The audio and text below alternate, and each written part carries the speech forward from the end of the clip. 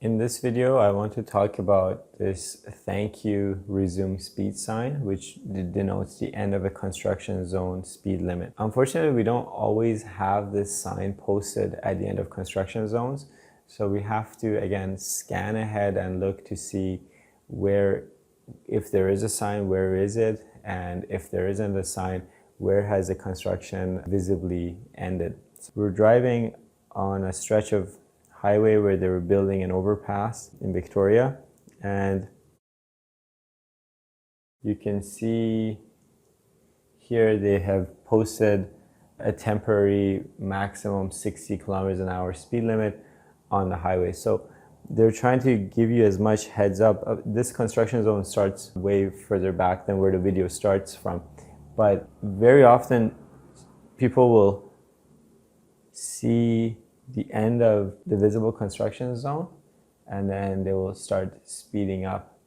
And in this case, they're reiterating that this is a 60 zone here. And so we need to abide by this sign until we see the end of that construction zone sign. So in this case, it's coming up shortly.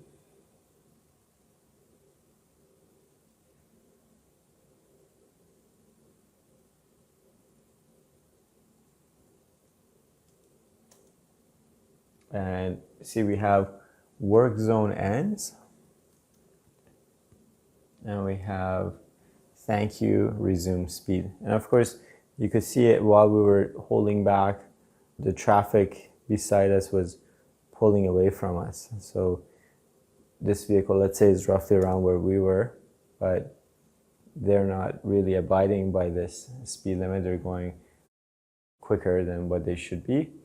And in fact, while the construction was going on, very often be a patrol car or a police car sitting over there with a speed radar, checking to see if anyone's going faster than the posted speed limit.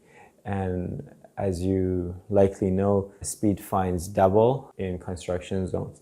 And so we can't assume construction zones are complete until we see one of these signs. Now, as I mentioned, they don't always have this work zone sign ends or thank you resume speed sign ends.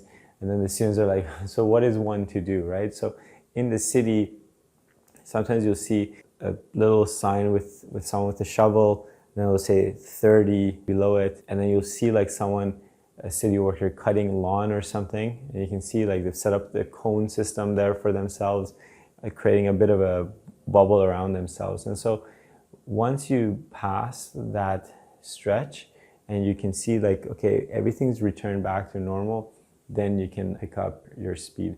But if you can still visibly see construction, or you can see construction crew on the road, then you need to continue going the speed that is appropriate, whether it's posted or whether there's active construction, then we adjust our speed accordingly. So I hope you learned something from this video, and I'll see you in the next one.